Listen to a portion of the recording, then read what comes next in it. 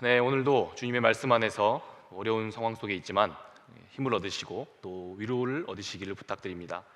특별히 전에도 제가 한번 말씀드린 적이 있지만 어려운 상황일지라도 우리를 진짜 성장하게 만들고 성숙하게 만드는 그런 지식은 언제나 우리를 불편하게 만드는 지식일 때가 많습니다. 하나님의 말씀이 때로는 우리들에게 거슬리게 들리기도 하고 또 책망을 하는 것처럼 보이기도 하지만 그것이 또 주님의 또 귀중한 말씀이라는 것을 여러분 기억하시면 좋겠습니다. 시작부터 이렇게 말씀을 드리니까 분위기가 좀 어두운 것 같습니다. 여기 분위기도 어둡고 안개도 껴있고 저도 떨리네요. 몇 해 전에 세계적인 배우였던 안젤리나 졸리, 지금도 배우죠. 안젤리나 졸리의 이런 기사가 나왔습니다. 각종 시상식에서 한참 상을 휩쓸며 또 영화 배우로 한참 명성을 날리던 그녀였습니다. 그런데 돌연 갑자기 은퇴를 하겠다 이렇게 나온 겁니다. 관심을 받고 싶어서 그랬나? 라는 마음에 제가 기사를 보다가 놀라움을 금치 못했습니다. 졸리는 그 자신이 영화 배우가 된 것이 이미 몇 해 전에 돌아가신 자신의 어머니의 뜻이었지 결코 영화 배우가 되는 게 자기 의사가 아니었다, 자신의 바람이 아니었다라고 이야기를 했습니다. 너무나 연기를 잘하고 정말 훌륭한 여배우가, 그런 탁월한 연기를 보여주는 여배우가 이런 발언을 하니까 꽤나 놀랐습니다. 그러면서 앞으로는 글쓰기와 또 연출과 또 인권의 문제에 관련한 일들을 하고 싶다, 그런 의사를 밝혔습니다. 실제로 졸리는 그 이후에 배우로도 간간히 활동을 했으나 자신이 그렇게 결단한 대로 연출하는 일과 또 각종 또 인권의 문제에 관련한 일들, 또 정치적인 일들을, 그런 행보들을 이어가고 있습니다. 저는 이 기사를 보면서 이 여성 배우지만 참으로 멋지다, 참 용기가 대단하다, 그런 생각을 했습니다. 그런데 그러는 한편 이런 생각도 들었습니다. 이렇게 세계적인 배우, 그런 배우의 마음속에도 이런 갈등이 있었다니, 저런 깊은 고뇌의 갈등이 있었다니, 자기답게 살겠다라고 하는 이 결단이 얼마나 하는 게 어려웠으면 엄마가 돌아가신 지 한참 후에서야 저런 선언을 할 수가 있었을까, 이런 생각이 들었습니다. 여러분, 이 세상의 모든 부모들은 자기 자녀가 잘 되길 바라며 또 행복하기를 바랍니다. 그래서 이런저런 모양으로 자녀들의 그런 인생을 자신들의 뜻대로 때로는 재단하고자 합니다. 그런데 바로 이러한 부모의 행위가 자녀의 인생을 불행에 빠뜨리기도 하는 겁니다. 오늘 우리가 나누고 있는 이 사사시대의 청년 삼손이 바로 그런 사람이었습니다. 삼손은 당시 이 블레셋 접경 지역이었던 소라라고 하는 곳에 살고 있었습니다. 그런데 이 삼손이 살고 있었던 이 소라라는 동네는 이 블레셋의 영향을 그렇기 때문에 특별히 많이 받을 수밖에 없었습니다. 13장에 보면 삼손의 부모가 원래는 불임이었다라고 언급하고 있습니다. 그런데 불임이었음에도 불구하고 이 삼손의 부모들은 아이를 소망하지 않습니다. 우리 시대는 아이를 갖는 이 문제, 이것을 여성 당사자, 그 아이를 낳는 여성 당사자의 그 자기 결정권이 우리 시대에는 가장 중요합니다.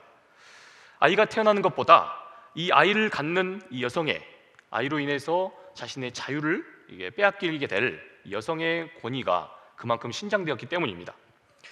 그런데 고대 사회에서는 이 불임인 것, 이것을 신의 저주를 받은 불행이다라고 인식했습니다. 여러분, 그런데 오늘 이 사사기의 말씀에 보면 이 삼손의 부모가 불임이었음에도 불구하고 아이를 구하는 장면이 나오지 않습니다. 여러분, 이것이 무엇을 뜻하는 것일까? 호주의 이 구약신학자인 이 베리웹이라고 하는 이 교수가 이 대목을 이렇게 설명했습니다. 블레셋의 지배를 당하고 있었던 바로 이 이스라엘의 이런 상황을 지금 사사기의 이 저자가 아주 무기력하고 치욕스러운 이런 이스라엘의 상황을 상징적으로 보여주는 사건이다, 그렇게 표현했습니다. 여러분, 그런 상황인데도 미래에 대한 소망과 희망이 전혀 없는 상황 속에서 그러나 우리 하나님의 사자가 이 가정에 찾아오십니다. 그리고는 이 가정에 아이가 태어날 것이다 라고 소망의 메시지를 전합니다. 게다가 태어날 그 아이가 앞으로 이 암울한 블레셋의 이 통치를 종식시켜 나갈 그런 놀라운 구원자가 될 것이다, 그렇게 예언을 했습니다. 그러니 이러한 뜻에서 이 아이를 아주 정성껏 키워줄 것을 그의 부모에게 당부를 한 겁니다. 여러분, 이것이 바로 구별된 나시인으로서 이 삼손을 부르셨던 하나님의 진정한 뜻이었습니다. 그래서 이 나실인들에게는 특별히 세 가지의 금기가 있었습니다. 먼저는 포도주와 독주를 마시면 안 되었습니다. 또한 동물의 사체나 또 사람의 시체를 만지면 안 되었습니다. 또한 마지막으로 미용실에 가서 커트를 하면 안 되는 그런 세 가지의 금기가 있었습니다. 그런데 이러한 특별함이 도리어 그의 인생을 아주 불행한 국면으로 내몰았습니다. 태어나면서부터 이 삼손은 자신이 나실인으로 구별되었다는 사실을 크면서 알게 됩니다. 여러분도 아시다시피 이 삼손은 아주 적극적이고 또 활달한 성격을 갖고 있습니다. 이런 사람이 자신의 의지와는 무관하게 그렇게 여러 가지 제약에 얽매이는 그런 삶을 살아야 했던 겁니다. 그래서 삼손은 이런 운명을 도무지 받아들일 수가 없었던 겁니다. 여러분, 그럼에도 불구하고 삼손은 이러한 자신의 운명과 그리고 자신의 자유의 문제를 놓고 단 한 번도 자기 부모와 또 하나님과 이것을 놓고 믿음의 단판을 짓는 대목이 나오지 않습니다. 바로 그러한 결과로 인해서 삼손은 늘 자기 부모에게도 또한 하나님께도 은근히 반항하는 인생을 계속해서 살아갑니다. 14장에서 우리가 살펴본 대로 삼손은 늘 자기의 눈에 좋을 대로 자기의 마음에 끌리는 대로 행동했다라고 합니다.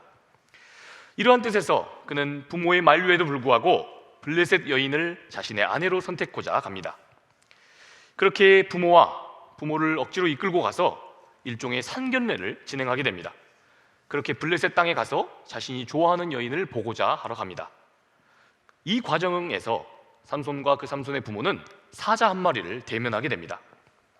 지금 사사기의 저자는 자기 멋대로 자신의 눈에 좋을 대로 하는 그 행보가 자신은 물론 자신의 부모조차도 위기를 직면하게 했다는 것을 은근슬쩍 이야기하고 있는 겁니다. 그런데 다행스럽게도 이러한 위기 중에서도 하나님의 영이 삼손과 함께 했습니다. 그러면서 이 삼손이 저지른 과오를 하나님이 수습을 하십니다. 여호와의 영이 임하자 삼손은 염소 새끼를 찢듯이 그렇게 사자를 찢어버립니다. 이로 인해서 삼손은 결국에 나실인으로서 자기가 지켜야 할 이 규례 중에 하나를 어기고 맙니다. 처음으로 짐승의 사체를 만지게 된 겁니다. 그런데 삼손은 이 사실을 부모에게 알리지 않습니다.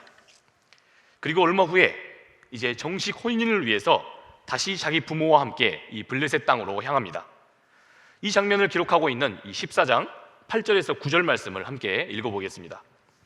얼마 후에 삼손이 그 여자를 맞이하려고 다시 가다가 돌이켜 그 사자의 주검을 본즉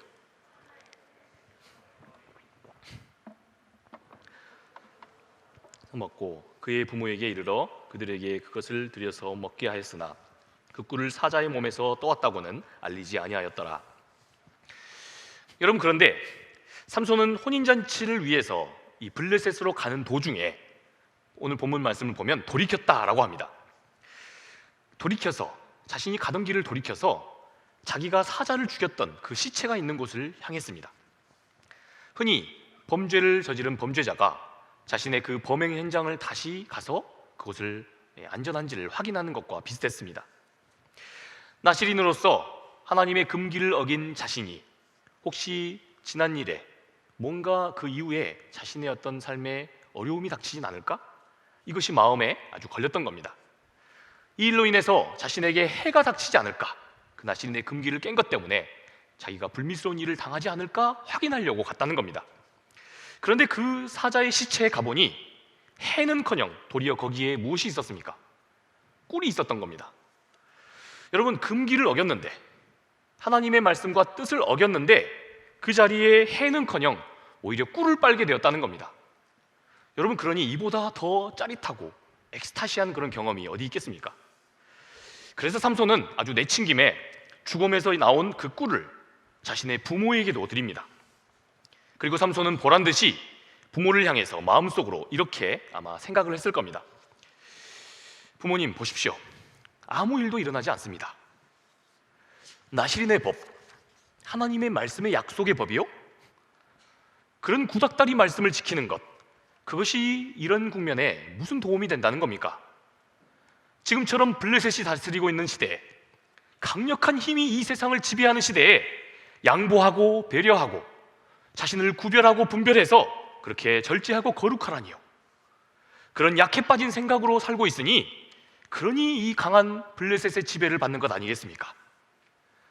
이런 마음으로 삼손은 자신의 부모에게도 그리고 이런 약속을 주신 하나님께도 반항적인 모습을 보이고 있는 겁니다. 이로써 삼손은 시체를 가까이 하지 말라라는 이 나시린의 규례를 이제 대놓고 어깁니다. 게다가 그의 부모 또한 시체를 가까이 해서는 안 된다라는 이 율법을 어기게 만들게 됩니다. 뿐만이 아니었습니다. 말씀 14장 10절을 함께 보겠습니다. 삼손의 아버지가 여자에게로 내려가매 삼손이 거기서 잔치를 베풀었으니 청년들은 이렇게 하는 풍속이 있었습니다라. 여러분, 삼손은 그의 부모로 하여금 이 블레셋 스타일의 혼인잔치에 억지로 참여하도록 만듭니다. 그런데 말씀은 지금 여기서 이렇게 이야기하고 있습니다. 이 시대의 청년들이 이렇게 하는 풍속이 있었더라. 여러분, 13장에 이 삼손의 이야기가 시작되는 대목을 보면 그 시작이 이렇게 되어 있습니다. 이스라엘 백성들이 40년간이나 이 블레셋으로부터 지배를 받았다. 그러니까 지금 이 시대는 오랫동안 이 블레셋 식민 지배를 받고 있었던 현실입니다. 그런데 앞으로 이런 어려운 상황 속에서 앞으로 이스라엘 그 사회를 책임 있게 이끌어가야 할 다음 세대였던 이 청년의 세대들이, 이 이스라엘의 청년들이 블레셋의 풍속과 블레셋의 그런 문화를 아주 자연스럽게 따르고 있었다라고 오늘 본문 말씀을 이야기하고 있는 겁니다. 자신들에게 불의와 악을 저지르는 이 파렴치한 이 블레셋, 그런데 이들에게 도리어 동화되고 있으면서도 그 시대의 젊은이들이 아무런 수치심조차 느끼지 않았다는 겁니다. 여러분, 삼손 역시도, 하나님의 말씀에 신탁을 받은 이 삼손 역시도 다를 바가 없었습니다. 그런 자녀로 인한 아주 치욕스러운 이 사건, 이 수치심은 결국 그의 부모에게까지 이르고 맙니다. 여러분, 이 블레셋의 혼인잔치에 앉아있는 그의 부모, 이 삼손의 부모의 마음은 어떤 심정이었겠습니까? 삼손의 부모는 자신들의 인생의 대부분을 이 블레셋 통치하에 살았습니다. 그런데 지금 아들이 그런 숙적 블레셋 여인과 이 블레셋 문화의 스타일로 결혼을 하는 그 자리에 앉아 있는 겁니다. 그러니 그야말로 눈이 뒤집힐 상황이 되지 않았겠습니까? 그러나 장성한 이 아들, 힘이 넘치는 아들 삼손이 아주 의지가 강하게 이것을 밀어붙이다 보니까 그 부모는 어쩔 수 없이 끌려갔던 겁니다.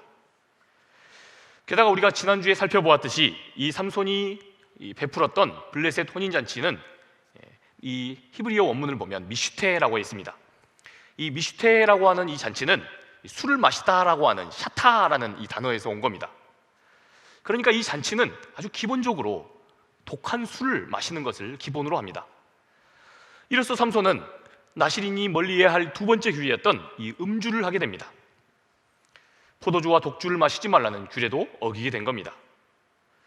그의 부모는 평생을 이 식민 백성으로 사는 그 상황 속에서 아무 소망이 없이 미래도 없이 살고 있었는데 그 와중에 하나님의 소망의 구원을 이 아들 삼손을 통해 약속받습니다. 그런데 지금 그의 부모가 아들이 나시린의 서약을 대놓고 깨는 장면을 자신들의 눈으로 직접 목격하게 된 겁니다. 그것도 아주 치욕스럽게도 자신들의 숙적이었던 블레셋의 그 잔치를, 블레셋 사람들 앞에서 말입니다. 이처럼 삼손과 그 사사시대의 청년들은 하나님과의 그 관계나 하나님과의 약속이나 부모와의 그런 어떤 정서적인 교류나 이런 것에는 전혀 관심이 없었습니다. 오히려 식민 백성으로서 자신들의 그런 숙명과 하나님의 부르심의 그 소명 앞에서 그 사이에서 믿음의 단판을 짓지 못한 채 우왕좌왕하며 그렇게 자기들의 욕망에 이끌리는 대로 그렇게 살아갔더란 말입니다. 이러한 모습이 아주 절정을 이루는 장면이 오늘 우리가 읽고 있는 이 하나님의 말씀에 등장합니다. 오늘 말씀에 보면 삼손과 그가 사랑한 그 여인 들릴라라는 여인이 등장합니다. 성경은 이 들릴라의 출신을 명확하게 밝히고 있지 않습니다. 하지만 이 들릴라는 이 블레셋 사람들과 아주 짝하고 있는 것을 우리가 볼 수 있습니다. 오로지 블레셋 사람들과 짝해서 자신의 이익만을 도모하는 여성이었습니다.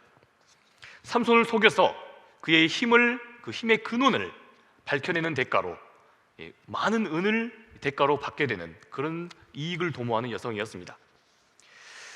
이로써 삼손은 이 블레셋 여인 혹은 이 블레셋의 우호적인 이 여인으로 인해서 낭패를 보는 상황에 처하게 됩니다. 이로 인해서 삼손은 자신의 마음에 들었던 모든 그 여성들이 블레셋 출신과 또 블레셋과 관련이 되어 있었다는 것을 우리가 확인할 수 있습니다. 여러분, 그도 그랬을 것이 이스라엘 여인이 아니라 이 블레셋 여인에게 삼손이 끌렸던 이유가 있었을 겁니다. 율법과 나실인의 규례를 알지 못하는 이 블레셋 여인, 이것을 아는 이스라엘 여인보다 이런 블레셋 여인에게서 훨씬 더 욕망과 또 자신의 쾌락을 또 자유를 누렸을 것입니다. 여러분, 이처럼 자신의 그 운명과 이 소명의 단판 짓기에 실패했던 삼손이었습니다. 이것을 계속 유보하던 그의 삶이 급기야 비극을 맞고 맙니다. 오늘 말씀 15절을 함께 읽어보겠습니다. 들릴라가 삼손에게 이르되 당신의 마음이 내게 있지 아니하면서 당신이 어찌 나를 사랑한다 하느냐? 당신이 이로써 3번이나 나를 희롱하고 당신의 큰 힘이 무엇으로 말미암아 생기는지를 내게 말하지 아니하였도다 하며. 여러분, 삼손이 이 들릴라라고 하는 이 여성에게 아주 푹 빠져 있다는 것을 블레셋의 방백들이 알게 됩니다. 그래서 그들은 이 삼손의 힘의 근원을 알아오면 아주 큰 돈을 주겠다라고 합니다. 그런데 삼손은 3번씩이나 들릴라가 자신을 속이려고 드는데 자신의 그 비밀을 알려주지 않습니다. 그때마다 알려주는 대로 들릴라가 시험을 해보는데 번번이 실패한 겁니다. 거짓으로 계속해서 속였던 겁니다. 그러자 이 들릴라가 이렇게 거짓으로 나에게 계속해서 반복적으로 이야기하면서 나를 사랑하는 것이 맞느냐? 이렇게 애원을 합니다. 그러자 삼손이 여기에 대해서 어떻게 반응하는지가 16절에 나옵니다. 함께 읽겠습니다. 날마다 그 말로 그를 재촉하여 조르매 삼손의 마음이 번뇌하여 죽을 지경이라. 여러분, 이 대목이 이 삼손의 인생, 청년 삼손의 인생에서 가장 안타까운 장면일 수가 없습니다. 들릴라가 날마다 조르니까 삼손의 그 마음이 아주 번뇌하여서 죽을 지경이 되었다라고 언급을 합니다. 여러분, 삼손이 왜 이토록 이렇게 괴로워했을까? 우리가 이것을 제대로 이해하려면 삼손이 그나마 왜 이 머리카락을 자르지 말라는 이 규례는 끝까지 속이면서 끝까지 그것을 지켜나가려고 했는지, 이것을 우리가 먼저 헤아려 보아야 합니다. 여러분, 삼손은 앞서 시체를 가까이 하지 말라는 규례와 포도주와 독주를 마시지 말라는 규례는 이미 깨버렸습니다. 이제 남은 규례는, 남아있는 하나님과의 약속, 이 나실인의 규례는 머리카락을 자르지 않는 이 일 하나였습니다. 그렇다면 삼손은 왜 그토록 이 규례만큼은 지키려고 했던 걸까? 일단 그에게서 이 규례를 지키는 것은 나실인의 규례를 지키는 것과 상관이 없이 그것을 지켜서 나쁠 것이 하나도 없었습니다. 오늘날로 따지자면 이걸 끝까지 지키는 일이 자기에게도 유익했고 아주 폼나는 그런 일이었던 겁니다.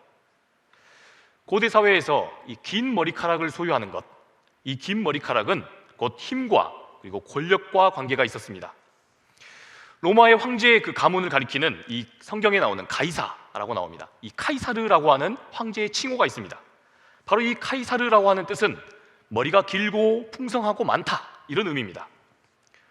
또한 고대의 이 바벨로니아의 최고 영웅이었던 이 길가메시, 그에 대한 이야기가 나오는 이 길가메시 서사시를 보면 그의 긴 머리가 빠지고 나니까 더 이상 그가 아무런 힘을 쓰지 못하는 그런 장면들이 나옵니다. 여러분, 그러니까 이 고대 사회의 전통을 따라서 블레셋 사람들에게서 이 삼손의 특별히 긴 머리카락, 이것은 굉장한 두려움의 상징이었습니다. 멀리서도 긴 머리카락을 한 삼손이 나타나면 그것이 블레셋인들에게도, 이 지배하고 있는 나라 백성임에도 불구하고 강한 두려움이 임했던 겁니다. 그러니 하나님의 약속을 따라 그 나실인의 규례를 지켜가는 중에는 이 블레셋 사람들의 마음에 삼손이 아주 두려움의 대상으로 보일 수 있었던 겁니다. 그러니 이 삼손의 입장에서 이 긴 머리카락은 그의 마지막 남은 자존심을 지키는 것과 같았습니다. 여러분, 또한 식민 백성으로서 자기 나름 가지고 있는 그 열등감을, 이것을 지워줄 아주 강력한 수단이자 또한 자신의 유일한 자랑이었던 겁니다. 그러니 이런 머리카락을 자르는 일은 삼손에게도 그닥 그렇게 썩 좋은 일이 아니었을 겁니다. 여러분, 그러나 그보다 더 근본적으로 삼손이 이 규례만큼은 끝까지 지켰던 이유는 따로 있었습니다. 늘 그렇게 자기가 좋을 대로 하고 보는 삼손이었습니다. 그러나 그의 마음속 한켠에는 그럼에도 불구하고 두려움 같은 게 있었습니다. 그것은 바로 아주 가끔씩 뜬금없이 나오는 것 같은 자신에게서 솟아나오는 이 엄청난 힘이 진짜로 그 나시린의 규례를 그나마라도 이 규례 하나만큼은 내가 지키고 있는 까닭에 나오는 것이 아닐까, 이런 두려움과 불안한 마음이 그에게 있었던 겁니다. 혹시라도 이것이 깨져서 그 이후에 내가 믿고 의지하고 있었던 유일한 이 힘, 이것마저 나에게서 사라지면 나는 아무것도 아닌 게 아닌 걸까? 아무것도 아니지 않을까? 이런 막연한 두려움과 그런 여전히 합리적인 욕망이 계속해서 그의 마음속에 불듯 일어났던 겁니다. 그래서 그 사이에서 양다리 신앙을 걸치며 그렇게 살아왔던 겁니다. 그래서 삼손은 마음이 번뇌하여 아주 죽을 지경이 되었던 겁니다. 앞서 자신의 힘이 어디에서 나온지를 거짓으로 알려줄 때마다 들릴라가 어떻게 했습니까? 삼손이 알려준 대로 다 시험을 해보았습니다. 그러니 만일 이 사랑은 하지만 그녀에게 이 사실을 알려주게 되면 틀림없이 그녀가 어떻게 하겠습니까? 머리카락을 잘라보고 아마 시험을 해볼 겁니다. 그러면 자신에게 뭔가 위기가 닥칠 거라는 이런 직감이 있었던 겁니다. 삼손이 아무 생각 없이 그냥 알려준 게 아닙니다. 바로 이 사실을 알고 있었기 때문에 삼손이 괴로워했던 겁니다. 이것이 위기로 이어질 거라는 직감이 있었는데도 그럼에도 불구하고 삼손은 비밀을 알려주었다는 겁니다. 여러분, 이것이 바로 자신의 운명과 이 소명이라고 하는 것을 놓고 하나님 앞에서 신앙의 단판을 짓지 못했던 이 삼손이 저질렀던 과오였습니다. 하나님과 블레셋, 그리고 소망과 자신의 소명과 그리고 욕망 사이에서 끊임없이 우왕좌왕하며 이 신앙의 단판 짓기를 유보하던 그가 맞이했던 최후였다는 것입니다. 사랑하는 여러분, 우리들에게도, 신앙인으로 살아가고 있는 우리들에게도 이러한 것들이 있지 않습니까? 우리들의 삶에도 위기와 고통의 현실을 만나게 되면 하나님의 자녀라고 하는 이 우리를 따라다니고 있는 이 칭호, 때로는 우리가 이게 부담스럽게 느껴지지 않습니까? 기독교인이기 때문에 운명처럼 따라오는 이 책임과 제약이라는 것, 하나님 말씀이라는 것, 이게 우리에게 번거롭게 느껴지지 않냐는 겁니다. 하지만 그렇다고 해서 주님을 영영 떠나자니 많은 것을 내 삶에서 잃어버릴 것 같은 그런 막연한 두려움과 공포심 때문에 하나님을 섬기는 게 아니냐는 겁니다. 그래서 차지도 덥지도 않게 아주 미지근한 상태에서 그렇게 매일매일 살아가다 보니 우리 안에 신앙의 역동이 일어나지도 않고 결정적인 어려움과 위기 순간을 만나면 우리 안에서 주님의 역사가 일어나지 않지는 않느냐 말입니다. 여러분, 이런 상태로 우리의 신앙이 늘 성숙하지 않고 자라지 않기 때문에, 그 상태에 그대로 머물기 때문에 유혹이 닥치고 어려움이 닥칠 때 우리에게서 그렇게 살면 안 된다라고 하는 이러한 우리 안에 그런 생각이 있음에도 불구하고 알면서도 그것을 뿌리치지 못해서 어려움에 직면한다는 겁니다. 여러분, 바로 삼손의 문제가 바로 여기 있었습니다. 여러분, 한 번쯤은 왜 내가 납득이 안 되게, 왜 내가 납득할 수 없게 내 의사와는 상관없이 내 인생을 그렇게 서원해버렸느냐, 내 고백적 신앙이 없이 왜 나를 모태 신앙이라고 하면서 나에게 교회를 나가라고 그렇게 종용을 하느냐, 우리의 부모와 한번 진지하게 이렇게 맞서서 한 번쯤은 단판을 지어 보았어야 했습니다. 부모에게 아주 진중하게 따져 물었던 그런 경험이 있어야 했습니다. 여러분, 오늘 우리는 특별히 이 어버이 주일로 지키고 있습니다. 그래서 어제 정성껏 손편지를 써서 혹은 또 선물로, 아니면 선물도 준비하지 못했고 또 더 그보다 좋은 현찰을 선물로 하셨던 분도 계실 겁니다. 여러분, 그런데 우리 부모들께, 우리들의 부모님께 무엇이 진정한 효도가 되겠습니까? 우리 부모님들이 과연 무엇을 우리에게서 가장 기뻐하는 효도라고 인식을 하시겠습니까? 저도 젊은 부모이지만 이게 신앙을 가진 부모님들을 제가 상담을 하고 또 자녀들의 상담을 하면서 이렇게 목회자로서 부모님들의 그 마음이 어렴풋이 이렇게 헤아려졌습니다. 여러분, 부모님들은요, 대체로 이럴 때 자신의 삶을 가장 행복하게 느낍니다. 자녀와 관련해서 이런 상황일 때 가장 행복한 느낌을 느낍니다. 사랑하는 자녀가 아주 어렵고 힘든 상황을 맞았습니다. 그런데 그런 마치 운명과도 같은 그런 현실을 사는데도 결코 체념하지 않고 그런 상황을 도피하지 않고 직면한 그 문제를 아주 성숙한 자세로 주체적으로 그것을 끌어안고 맞서서 그렇게 당당하게 살아가는 모습을 볼 때 부모님은 가장 행복합니다. 그런 자녀의 모습을 볼 때 삶을 가장 뿌듯하게 생각합니다. 사랑하는 자녀들이 주님의 말씀 안에서 그 어떠한 상황, 어려움에 닥쳐도 결코 주눅이 들지 않고 당당하고 꿋꿋한 모습으로 이 문제를 맞서며 이제 우리 자녀가 어여시 성장해서 아주 성숙한 모습으로 지금 성인이 되어 있구나. 여러분, 이렇게 성장한 것을 지켜보았을 때 부모는 가장 행복합니다. 여러분, 이것보다 부모에게 더 기쁘고 보람 있는 일이 없다는 것입니다. 그런데 여러분, 안타깝게도 오늘 본문 말씀의 삼손은 그 힘은 장사였을지 모르겠지만 여전히 의식은 아주 유아적이고 반항적으로 나타나고 있는 겁니다. 그가 자신의 그 운명이 타율에 의해 그렇게 결정되고 있을 때, 이런 사실이 진짜로 억울했더라면 부모에게 그것을 쑥스러워서 말을 못할 거라면 적어도 우리 하나님과는 한 번쯤 이것을 놓고 기도하며 이것을 놓고 씨름하며 왜 나는 기독교인으로 살아야 하냐며 왜 나는 나시린으로 그렇게 살아야 하느냐며 하나님께 한번 단판을 지어보았어야 했습니다.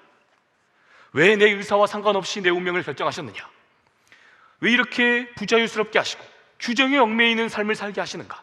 이것이 지금 주님의 뜻입니까? 이것을 놓고 한 번쯤은 진지하게 단판을 지어보았어야 했다는 겁니다. 이런 거추장스러운 삶, 자유롭지를 못하고 구속당하는 것 같은 삶이 이것이 우리 주님의 뜻입니까? 이것을 진중하게 기도하며 물으며 이것과 한 번쯤은 싸워보아야 했다는 것입니다. 그런데 사사기 어디를 보아도 삼손은 여기까지 자신의 이 나시린적 운명을 놓고 단 한 번도 자기 부모에게나 또 하나님께나 이것을 놓고 치열하게 기도로 단판을 지으며 씨름했다라는 이야기가 없습니다. 여러분, 이것이 바로 삼손의 끔찍한 결과를 낳게 만든 겁니다. 우리 마지막으로 19절에서 22절 말씀을 읽어봅시다. 들릴라가 삼손에게 자기 무릎을 베고 자기 하고 사람을 불러 그의 머리털 7가닥을 밀고 괴롭게 하여 본즉 그의 힘이 없어졌더라. 들릴라가 이르되 삼손이여 블레셋 사람이 당신에게 들이닥쳤느니라 하니 삼손이 잠을 깨며 이르기를 내가 전과 같이 나가서 몸을 떨치리라 하였으나 여호와께서 이미 자기를 떠나신 줄을 깨닫지 못하였더라. 블레셋 사람이 그를 붙잡아 그의 눈을 빼고 끌고 가사에 내려가 놋줄로 매고 그에게 옥에서 맷돌을 돌리게 하였더라. 그의 머리털이 밀린 후에 다시 자라기 시작하니라. 아멘. 여러분, 결국 우리는 이 마지막 대목에서 삼손의 결정적인 그 실수를 목격하게 됩니다.